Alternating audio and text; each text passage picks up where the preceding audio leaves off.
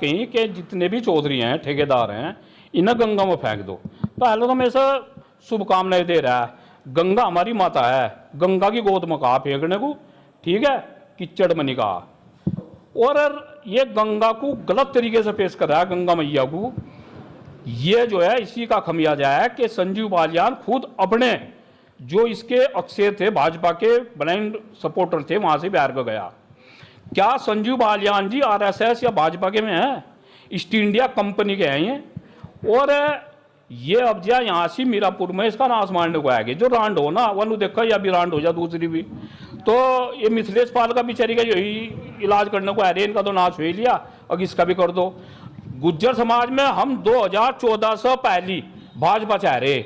यहाँ यशपाल पवार जैसे की जरूरत है, यहाँ राजपाल सैनी की जरूरत है, नेताओं की जरूरत है यहाँ रही। इसकी बात मैं चौधरी चरण सिंह को धन्यवाद दे रहा हूँ और शुभकामनाएं दे रहा हूँ, और उनके परिवार को भी, और उनको नमन कर रहा है।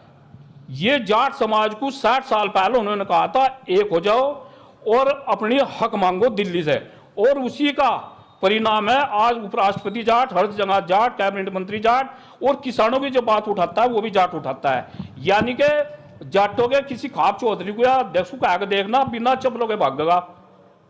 चौधरी को किसी को कहा के देख, संजीव बालियान बिना जूतों के भागेगा गाँव में से, सिसोली कहा के देख किसी को। और रही उसकी बात, अगर गुजरों पर, त्यागियों पर, ठाकुरों पर, पाल प्रजापति किसी पर उंगली उठावेगा, गंभीर खमियाजा भुगतना पड़ेगा, हिसारी भागेगा भाई।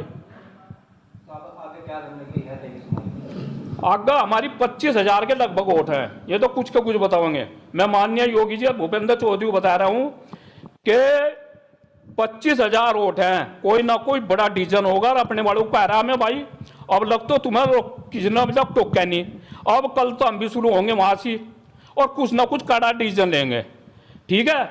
और ये अब जब तुम्हें कहेंगे भाई चलो तुम कुर्ते पर हो, तो भाई तुम भी देख लियो, कोई ठेकेदार हो त्यागी समाज का ठेका कर रहा है, या कोई बीजेपी का ज्यादा वो है, वो अपने आप को नहीं दिखा रहा भाई तुम्हें जो होना है प्रदेश अध्यक्ष बना दे, वो सोच समझ कर जा। गाँव में सम्मान की बात है, जो खतौली है मुजफ्फरनगर भैया वही होगा यहाँ से, हमने बताया थी बस, ये हमें पता नहीं क्या होगा।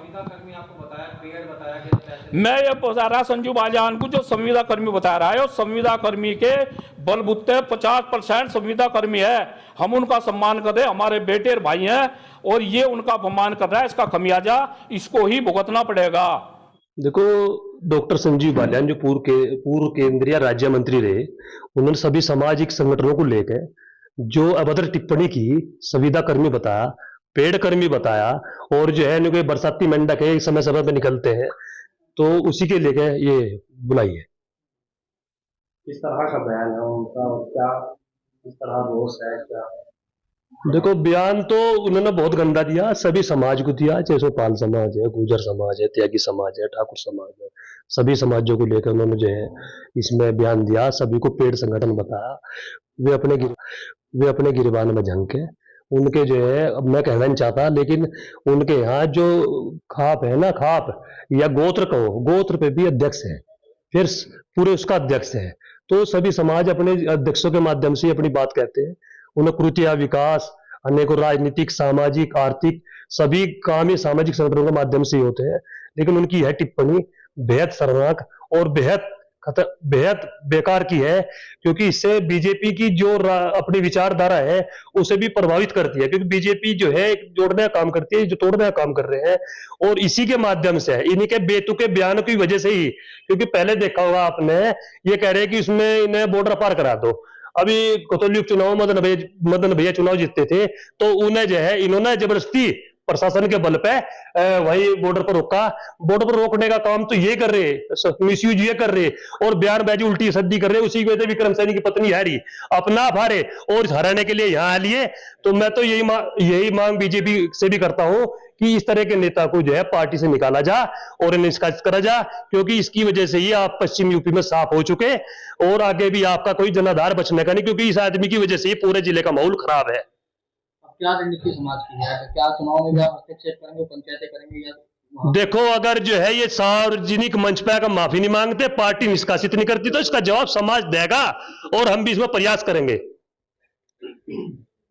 13 तारीख को मतदान होना है, बहुत कम समय बचा है, इस तरह के बयान आना क्या भाजपा को नुकसान पहुंचाएगा चुनाव में? नुकसान पहुंचाएगा। इलेक्शन बदल गया, कहीं बीजेपी का पक्ष मत, इलेक्शन बदल गया, लोगों को लोग आहत हो रहे हैं, किस तरह की टिप्पणी ये कर रहा, ये तो हल्के नेता की पहचान दिखा रहा अपनी, मतलब नेता नहीं बन पाया अब तक। 2 वर्ष सांसद रह लिया लेकिन नेता नहीं बन पाया, हल्का नेता है बिल्कुल। ये नेता होते हैं कोई जिस तरह की टिप्पणी करते हैं? समाज के संगठन चाहे 2 आदमी को हो चाहे 50